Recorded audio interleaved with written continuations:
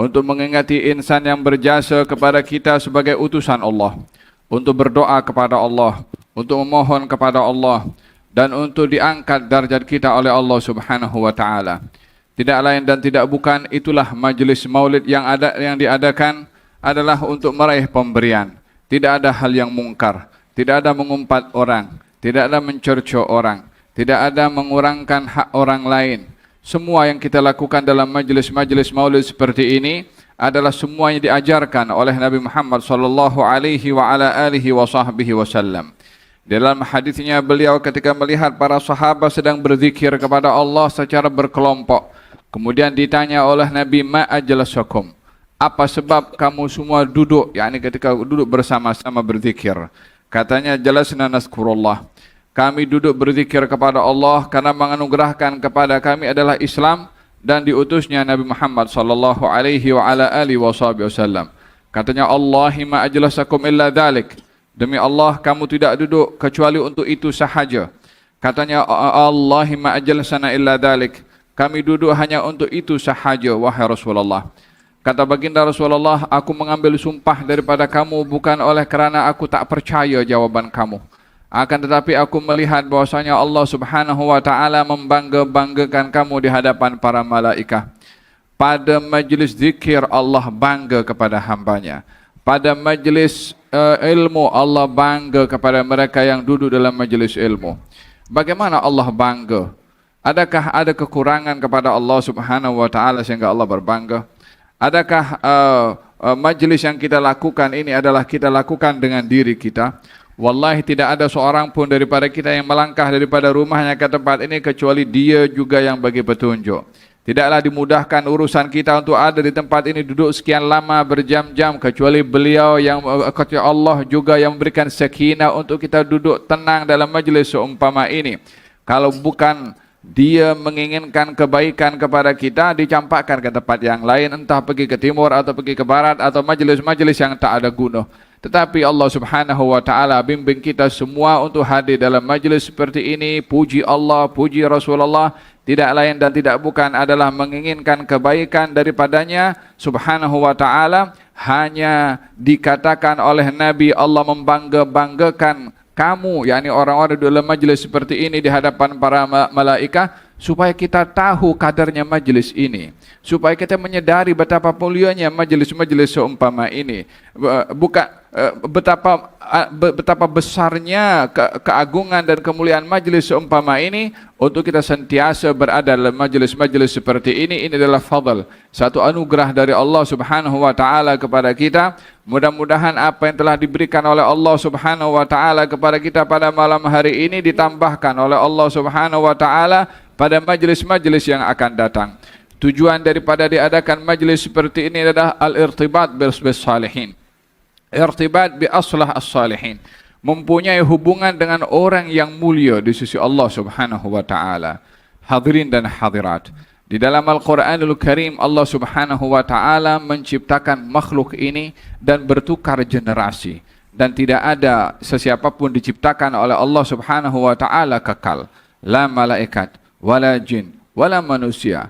Hatta iblis yang diberi panjang umur, satu hari pun juga dia akan mati.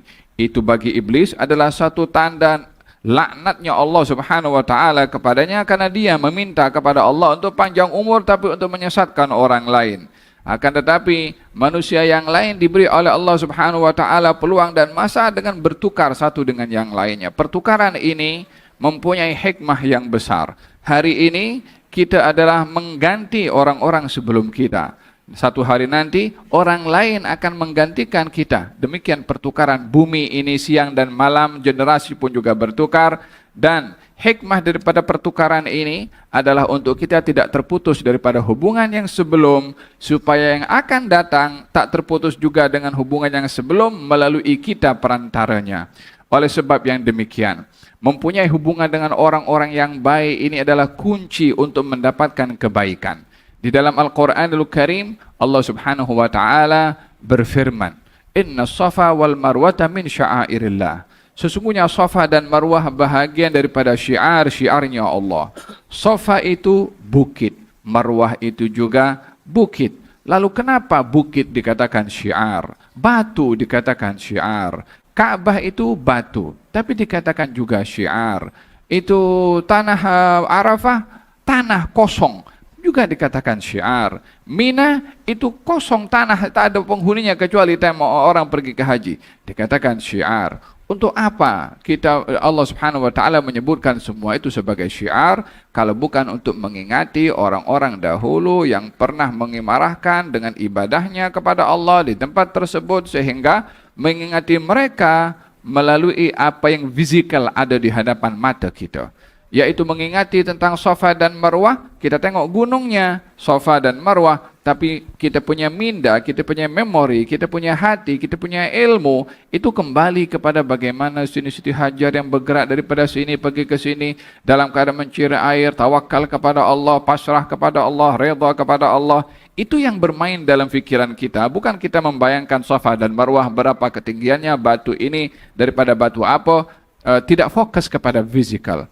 Demikian juga ketika melihat kepada Ka'bah, ianya adalah batu, mungkin ditukar satu masa ke semasa dengan batu yang lain. Batunya itu tidak ada nilainya pada zat batu itu, tapi apa yang ada pada batu itu adalah apa yang Allah Subhanahu wa taala jadikan kepada Ka'bah untuk menjadi tempat kita menghadap kepada Allah Subhanahu wa taala. Sayyidina Umar bin Khattab melihat kepada Hajar Aswad, katanya, "Wallahi ya Hajar, sesungguhnya engkau adalah batu, tidak dapat memberikan manfaat ataupun mudarat. Kalau bukan oleh kerana aku nampak Nabi cium engkau, aku tak cium kepada engkau." Kata Sayyidina Umar mengatakan kepada Hajar Aswad, dia cakap kepada Hajar Aswad, dia bukan ingin berbicara kepada Hajar Aswad untuk memberitahukan kepada kita bagaimana melihat kepada sesuatu daripada mindar, daripada kacamata syariat yang dibawa oleh Nabi sallallahu alaihi wa ala alihi wasallam. Kata Sayyidina Ali mengatakan kepada Sayyidina Umar, "Ya Umar, ya Amirul Mukminin, itu Hajar Aswad akan memberikan manfaat juga, menjadi sebab mudarat bagi seseorang." Katanya, "Bagaimana itu wahai Abul Hasan?" Kata Sayyidina Umar mengatakan kepada Sayyidina Ali, "Bukankah di akhirat nanti batu itu akan berbicara, diberi lidah oleh Allah Subhanahu wa taala dan memberitahukan kepada Allah orang yang datang dan mengucup Hajar Aswad dan disaksikan oleh Hajar Aswad itu sendiri." Oleh sebab itu kalau orang itu pergi ke tawaf mengatakan, "Allahumma imanan bika wa tasdiqan bi kitabika wa wafa'an bi ahdika." Ya Allah, dengan dasar iman kepada engkau dan juga memenuhi janji kepada engkau. Janji yang dimaksudkan adalah ketika orang mengambil janji dan sumpah kepada Allah untuk beriman, itu dicatat namanya dan diletakkan di Hajar Aswad. Itu Hajar Aswad akan menjadi saksi nanti di hari kiamat kepada mereka yang memenuhi iqrar dan janjinya kepada Allah Subhanahu wa taala. Oleh sebab itu dijadikan semua itu wasilah untuk mendekati orang-orang yang mulia di sisi Allah. Tak cukup daripada itu, mengingati kepada orang-orang yang mulia melalui hari-hari dan juga melalui peristiwa-peristiwa. Allah Subhanahu wa taala berfirman dalam Al-Qur'anul Karim, "Wa dzakkirhum bi ayyamillah, inna fi dzalika laayatin likulli sabbarin syakur." Wahai Musa, berikan peringatan kepada kaum-kaum kamu akan hari-hari kebesaran Allah. Yang dimaksudkan adalah Allah memerintahkan kepada Nabi Musa untuk mengingatkan kepada Bani Israel mengingati peristiwa-peristiwa besar.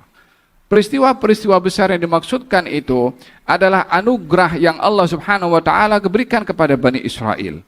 Turunnya al-manna was-salwa, makanan yang namanya al-manna was-salwa diberikan oleh Allah kepada Bani Israel. Turunnya bala yang diturunkan oleh Allah kepada Firaun, sehingga dengan bala itu binasalah Firaun. Beberapa dugaan untuk menyedarkan kepada Firaun dan kelompok-kelompoknya dengan turunnya macam-macam dugaan dari Allah Subhanahu wa taala. Kejadian-kejadian dan diselamatkannya Bani Israel daripada kejaran Firaun. Kejadian itu berlaku kepada Bani Israel, disuruh oleh Allah kepada Nabi Musa mengingatkan kepada Bani Israel supaya mengingati kejadian-kejadian itu. Kejadiannya sudah selesai. Orangnya sudah yang dibinasakan sudah tidak ada lagi, Firaunnya sudah tidak ada.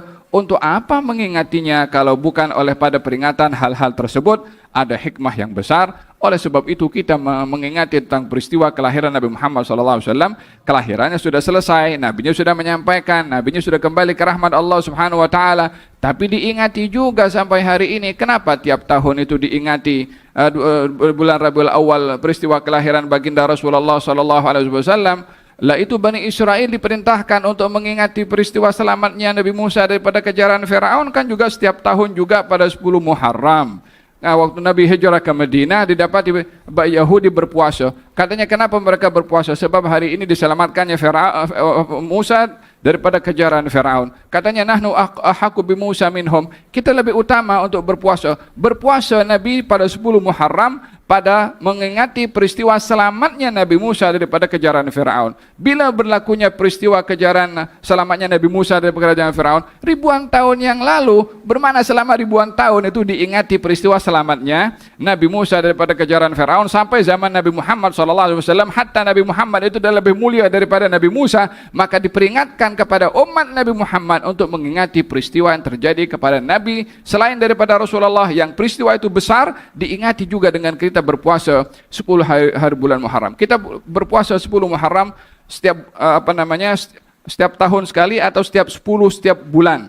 Kan 10 setahun sekali kita berpuasa 10 hari bulan Muharram. Apa pasal kita berpuasa? Karena itu hari diselamatkannya Nabi Musa daripada kejaran Firaun. Demikian juga memperingati Nabi SAW pada setiap tahunnya, walaupun tak ada masa had untuk mengingati tentang maulid Rasulullah SAW, akan tetapi ini adalah umpama refresh akan hubungan kita dengan baginda Rasulullah sallallahu alaihi wasallam. Bila bulan Ramadan kita ingat tentang puasa dan nuzulul Quran serta perang Badar. Bila bulan Rajab kita mengingati peristiwa Isra dan Mi'raj Nabi Muhammad sallallahu alaihi wasallam. Bila Rabiul Awal hari kelahiran baginda Rasulullah sallallahu alaihi wasallam. Itu sebab kenapa diraikan pada setiap tahun, tidak lain dan tidak bukan adalah untuk mengeratkan hubungan kita dengan Nabi Muhammad sallallahu alaihi wa ala alihi wasallam. Seperti mana kita dengarkan sebentar tadi, tidaklah cukup hubungan dengan baginda Rasulullah hanya sekedar cinta tanpa diikuti dengan pelaksanaan dan juga qudwah atau mengikuti kepada baginda Rasulullah.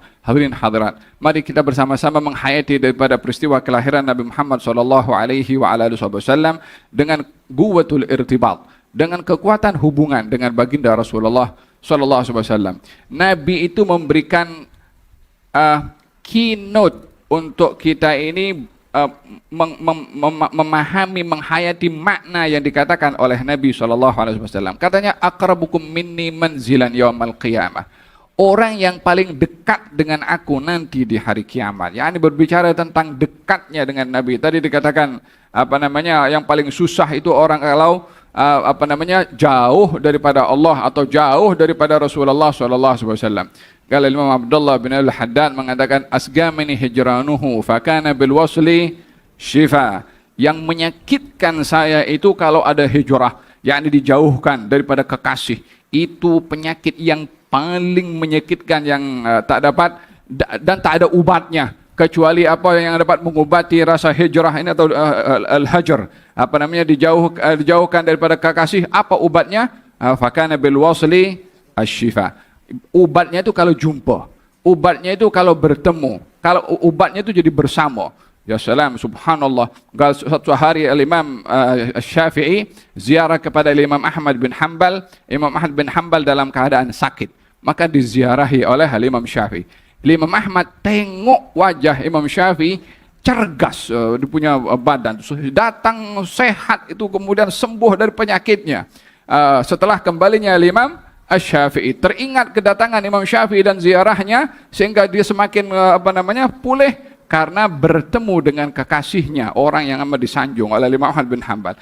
Imam Syafi'i tengok Imam Ahmad bin Hanbal ketika diziarahi sakit, balik ke rumah dia yang sakit. Karena melihat kekasihnya sakit, balik ke rumah dia pun sakit juga. Imam Ahmad bin Hanbal dengar Imam Syafi'i sakit, maka keluar daripada rumahnya, diziarahi Imam Syafi'i. Maka Imam Syafi'i tengok Imam Ahmad bin Hanbal sudah sembuh, dia pun sembuh juga. Bukan Panadol obatnya, bukan antibiotik obatnya. Bertemu dengan mereka orang-orang yang dikasihi, itu menjadi ubat kepada orang yang sakit, baik itu zahir atau sakit pun yang batin. Dikatakan tentang hal ini, katanya maridul habibu fazurtuhu. Orang yang saya kasihi ini sakit, maka saya ziarah kepadanya. Famaridtu min asafi alaih. Maka saya tengok kekasih saya ini sakit, saya balik, saya yang sakit. Syufiyal habibu fazarani. Orang yang saya ziarahi itu yang sakit sembuh dan dia ziarah kepada saya. fasyufitu min nadhari ilaih. Saya jadi sembuh karena tengok kepada orang kekasih saya ini jadi sembuh juga. Ya subhanallah, kalau ini adalah antara Habib dan Mahbub, antara orang yang mengasihi dan orang dikasihi daripada kalangan umat Nabi Muhammad sallallahu alaihi wa ala alihi wasallam. Alangkah kalau kita dapat tengok kepada Rasulullah sallallahu alaihi wasallam atau dapat bertemu dengan Rasulullah sallallahu alaihi wasallam. Jangan sampai jauh daripada Rasulullah sallallahu alaihi wasallam. Kalau beliau memberikan satu keynote untuk dekat dengan beliau dengan kathratus salam, aqrabukum minni manzilan yaumal qiyamah aktsarukum alayya salah. Orang yang paling dekat dengan aku nanti di hari kiamat adalah orang yang dia banyak bersalawat kepada aku. Wailun liman lam yarani yaumal qiyamah, mengatakan kepada Siti Aisyah, ha Aisyah, celaka orang yang tak tengok muka ini nanti di hari kiamat, kata Nabi sallallahu alaihi wasallam. Katanya, man la yaraka yaumal qiyamah ya Rasulullah. Gal, siapa orang tak tengok engkau di hari kiamat ya Rasulullah? Qal man dzukirtu indahu falam yusalli alai. Disebut nama saya tak bersalawat kepada saya, kata Nabi sallallahu alaihi wasallam. Ya subhanallah, kenapa Nabi itu bagi tahu celaka yang tak tengok muka ini? Bukankah semua orang nanti di hari kiamat akan tengok keagungan Nabi Muhammad sallallahu alaihi wasallam yang diberikan oleh Allah Subhanahu wa taala kepada beliau? Kenapa juga Nabi memberikan kata-kata yang begitu tegas sehingga mengatakan celaka orang yang tengok, sehingga dijadikan ukuran di hari kiamat nanti orang yang berjaya dan orang yang yang gagal dengan melihat wajah Nabi atau tak melihat wajah Nabi. Yang tengok wajah Nabi dia berjaya, yang tak tengok wajah Nabi dia celaka. Celaka orang yang tak tengok muka ini nanti di hari kiamat, kata Nabi sallallahu alaihi wasallam. Wajah apa ini sehingga dikatakan demikian oleh baginda Rasulullah sallallahu alaihi wasallam? Didahulukan keselamatan orang itu dengan terkaitan dengan wajah Nabi, dikuburnya dulu. Masuk kubur disoal oleh malaikat Munkar dan Nakir, ma taqulu fi hadzal rajul? Apa yang kamu tahu tentang orang ini? Kata malaikat Munkar dan Nakir. Sebagian ulama mengatakan ditunjukkan wajah Nabi sallallahu alaihi wasallam di hadapan orang yang baru masuk dalam alam barzakhnya.